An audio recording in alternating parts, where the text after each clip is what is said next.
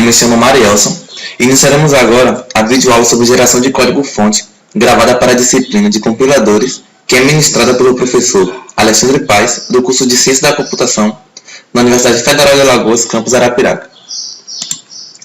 Nossa equipe é composta por Leilton Silva, Cleverton Oliveira, Marielson Souza e Rodolfo Bruno. Seguiremos o seguinte roteiro: introdução, máquina-alvo, gerenciamento de memória em tempo de execução, blocos básicos e gráficos de fluxo, alocação e atribuição de registradores e, por fim, as referências. Introdução. A fase final do processo de compilação é a geração de código. Como pode ser notado na imagem, primeiramente o programa-fonte é fornecido como entrada ao compilador. Depois temos os módulos da vanguarda, que são análise léxica, sintática e semântica, que são responsáveis por tratar o programa-fonte. Depois, o otimizador de código, que tem a função de tentar deixar o código mais eficiente. E por fim, é gerado o código do programa-alvo. Todas as etapas que foram descritas anteriormente fazem uso da tabela de símbolos, que é onde ficam armazenados os tokens. O código de saída de um compilador deve ser correto e de alta qualidade, significando que o mesmo deve tornar efetivo o uso de recursos da máquina-alvo. Matematicamente, o problema de se gerar um código ótimo não pode ser solucionado. Por isso, temos que nos contentar em usar técnicas de heurísticas que geram códigos apenas bons. A escolha dos métodos heurísticos é importante, na medida em que um algoritmo gerado de código cuidadosamente projetado pode produzir um código que seja muitas vezes mais rápido do que aquele produzido por um algoritmo feito às pressas. Máquina-alvo. Uma familiaridade com a máquina-alvo e seu conjunto de instruções é um pré-requisito para o projeto de um bom gerador de código. Agora considere um computador-alvo, sendo uma máquina endereçável em nível de byte, com 4 bytes por palavra, N processadores de propósito geral e possuindo instruções dos endereços com OP, que é o código de operação, e origem e destino, que são campos de dados. Essa máquina possui os seguintes códigos de operação: MOV, que serve para copiar origem para destino, ADD, que serve para adicionar origem a destino, e SUB, que subtrai a origem e destino. Tem essas instruções, sendo que outras podem ser adicionadas. Os campos origem e destino não são longos o suficiente para abrigar endereços de memória. Dessa maneira, alguns padrões de bits nesses campos especificam que as palavras que vêm após uma instrução contêm operandos e ou endereços. A origem e o destino de uma instrução são especificados pela combinação de registradores e localização de memória com módulos de endereçamento. Olá, eu sou Leilton e darei sequência à parte de geração de código de máquina-alvo. Agora, vamos observar a tabela com os modos de endereçamento. Na tabela podemos observar as colunas, o modo, forma, endereço e o custo adicionado para cada modo. No modo de endereçamento, valor absoluto, nós temos a forma M e o endereço M, e no modo de registrador temos R e no endereço R. Eles tanto podem ser origem como destino. Agora vamos para um exemplo de operação. Na linha 1 temos move R0,M, que quer dizer, essa instrução está dizendo para armazenar o conteúdo do registrador R0 na localização de memória M. Já na linha 2 é move 4 R0,M, está na forma, como mostra na tabela, CR, que quer dizer o conteúdo 4 mais conteúdo de R0 na localização de memória M. Os modos indiretos são feitos com a adição de um asterisco antes da instrução, como podemos observar na tabela, onde o registrador, na coluna modo, registrador indireto, na forma temos o asterisco R, e no indexador indireto, na forma Na sua forma, nós temos asterisco C, R, conteúdo, C mais conteúdo, R. Agora falaremos dos custos adicionados das instruções. Na instrução 1 temos move R0,R1, que quer dizer que o conteúdo do registrador R0 é copiado para o registrador R1. Como ele só ocupa uma palavra na memória, ele tem custo 1. Já na instrução 2, move R5,M, tem custo 2, pois o endereço da localização de memória M está na palavra que se segue a instrução. Na instrução 3, add jogo da velha 1,R3, quer dizer que adicionamos a constante 1 ao conteúdo do registrador 3, pois a constante 1 precisou aparecer na próxima palavra que se segue na instrução. Bom, a dificuldade para se gerar código para esta máquina podem ser exageradas, considerando-se que deve ser produzido para um enunciado de 3 endereços na forma A recebe B mais C. B e C são variáveis simples, que residem em diferentes localizações da memória.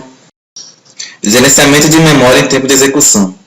As informações necessitadas durante a execução de um procedimento são mantidas no bloco de memória, assim como armazenamento para os nomes locais do procedimento.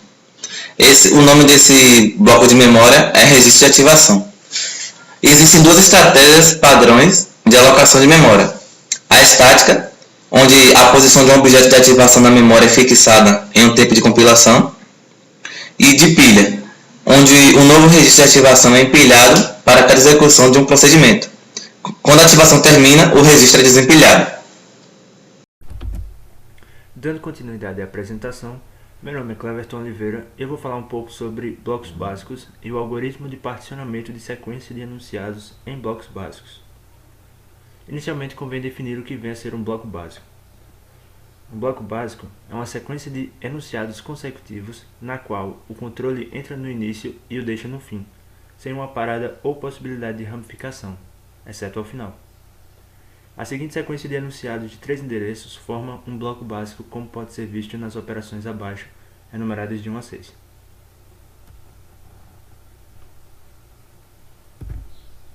O algoritmo para particionar uma sequência de instruções de 3 endereços em blocos básicos consiste em 2 etapas, as quais serão explicadas posteriormente com a utilização de exemplos. Nesse momento convém definir qual será a entrada e a saída desse algoritmo.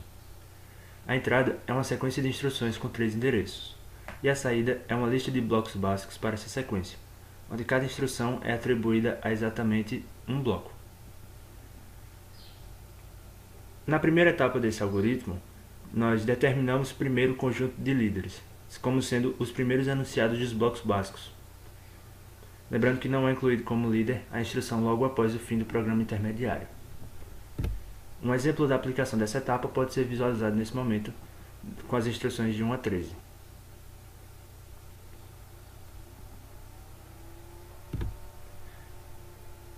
Continuando, quais são as regras para se encontrar os líderes? As regras que usamos são as seguintes. O primeiro enunciado é um líder. A segunda regra: qualquer enunciado que seja objeto de um desvio condicional ou incondicional também será um líder.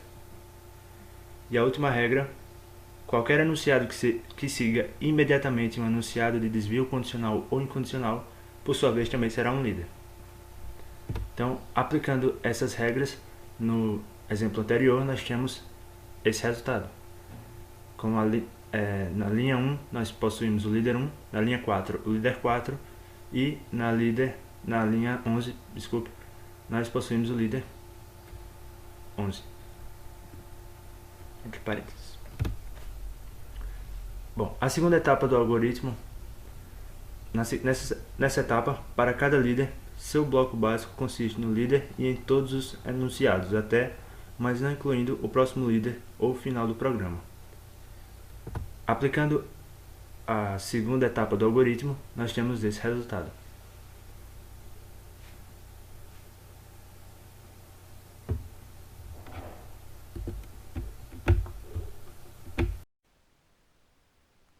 Sou Rodolfo e vou falar sobre as transformações sobre os blocos básicos. Um bloco básico computa o conjunto de expressões. Essas expressões são os valores dos nomes vivos à saída de um bloco. Dois blocos básicos são ditos equivalentes se computarem o mesmo conjunto de expressões. Um número de transformações pode ser aplicado a um bloco básico sem mudar o conjunto de expressões computadas pelo mesmo. Muitas dessas transformações são úteis para melhorar a qualidade do código que será gerado, em última análise, a partir de um bloco básico. Existem duas importantes classes de transformações locais que podem ser aplicadas aos blocos básicos. São as transformações de estrutura invariantes e as transformações algébricas. Primeiro vamos falar sobre as transformações de estrutura invariante, que são 4. A primeira, eliminação de subexpressões comuns. A segunda, eliminação de código morto.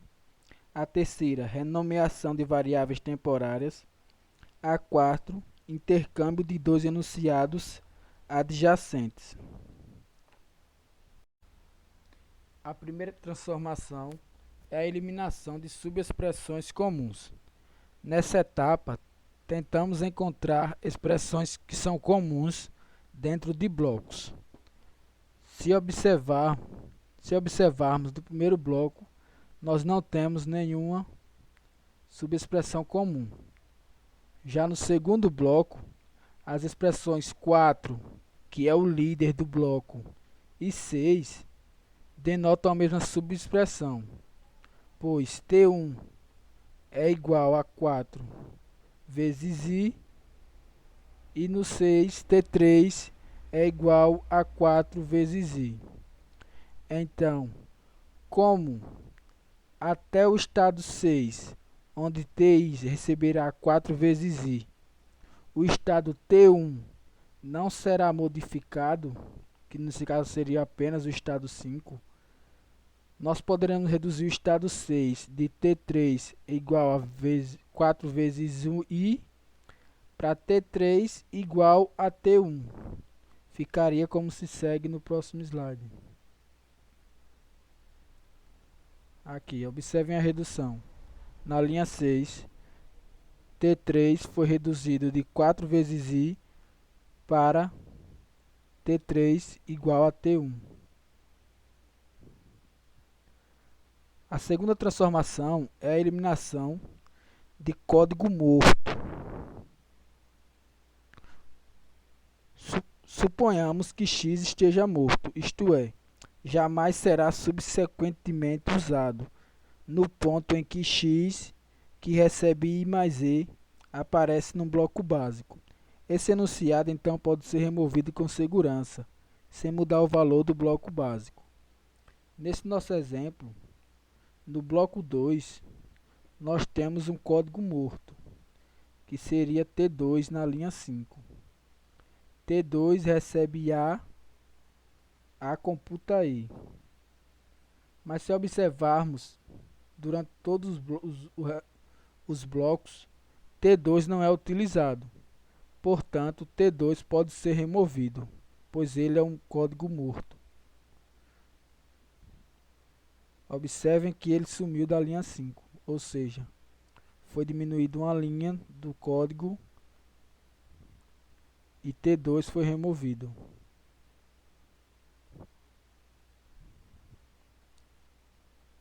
A terceira transformação é a renomeação de variáveis temporárias. Nesse nosso exemplo, nós não precisamos utilizar a renomeação. Mas o que é a renomeação de variáveis temporárias? Suponhamos ter um enunciado da forma T que recebe B mais C, onde T é um temporário. Se mudarmos esse enunciado para U recebe B mais C, onde U é uma nova variável temporária, e mudarmos todos os usos dessa instância de T para U, o valor desse bloco básico não é mudado. De fato, podemos sempre transformar um bloco básico num bloco equivalente, no qual cada enunciado que defina um temporário passe a definir um outro novo temporário. chamamos a um tal bloco de bloco básico forma normal. Nesse exemplo, nós poderíamos transformar T1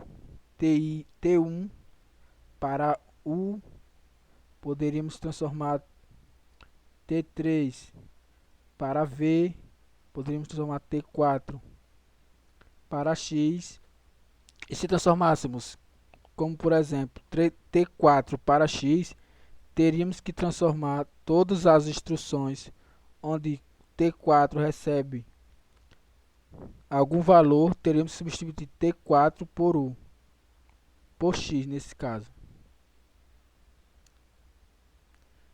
A quarta regra é o intercâmbio de enunciados. Nessa regra, suponhamos ter um bloco com dois enunciados adjacentes, onde T1 é igual a B mais C e T2 é igual a X mais Y. Podemos então intercambiar os dois enunciados sem afetar o valor do bloco, se e somente se nem X nem Y forem T1 e nem B nem C forem T2. Note-se que um bloco básico em forma normal permite todas as trocas de enunciados possíveis. Como exemplo, podemos já a linha 2 e a linha 0. A linha 1 e a linha 2. Nós podemos trocar a linha 2 pela linha 1 e isso não afetaria a execução do programa, pois nenhuma das instruções referencia a outra.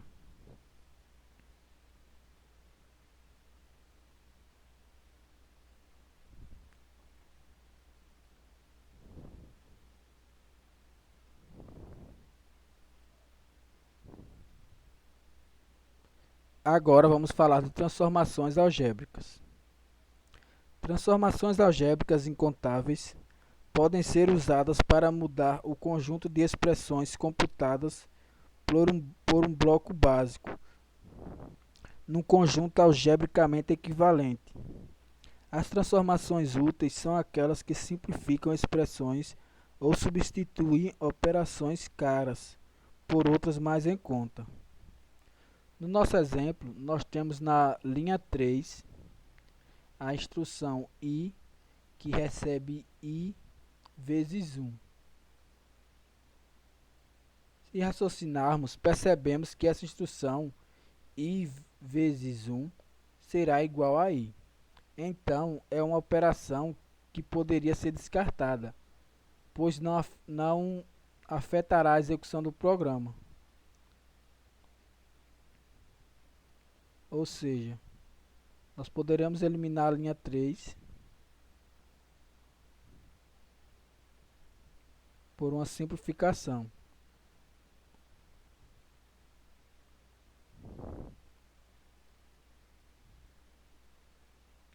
O próximo passo é gerar o grafo de fluxo.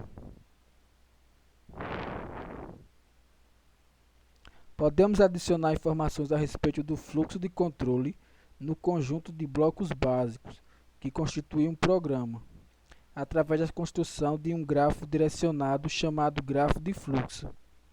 Os nós do grafo de fluxo são os blocos básicos. Um nó é distinguido como inicial. É o bloco cujo líder é o primeiro enunciado.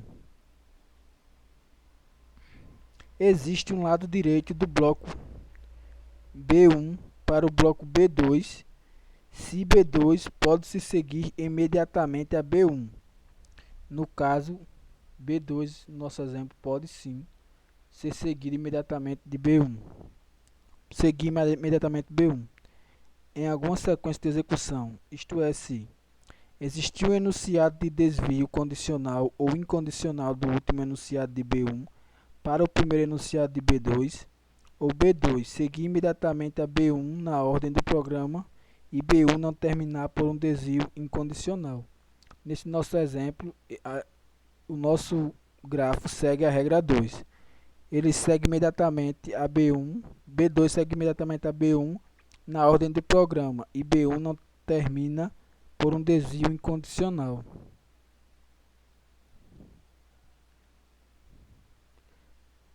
Mesma coisa do B2 para o B3.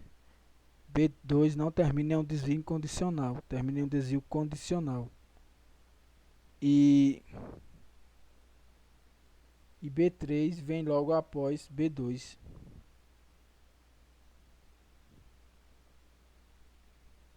Então dizemos que B3 é um sucessor de B2 e B2 é um predecessor de B3.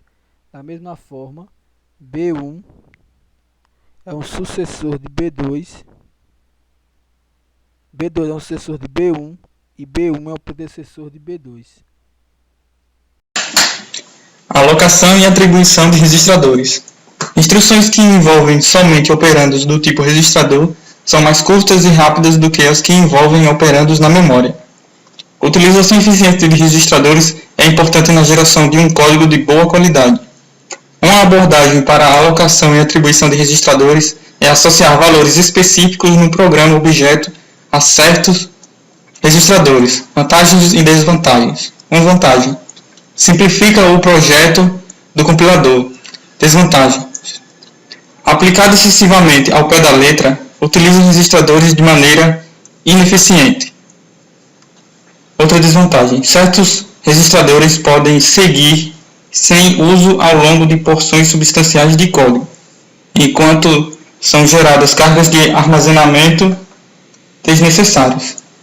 Apesar de tudo, é razoável na maioria dos ambientes de computação se reservar uns poucos registradores como base, apontadores de pilha e semelhantes, a fim de permitir que os registradores remanescentes possam ser usados pelo compilador, na medida em que sejam vistos como adequados. Bom pessoal, terminamos aqui a nossa videoaula sobre geração de código-fonte. Espero que tenham gostado e até mais. Aqui ficam nossas referências finais. Obrigado.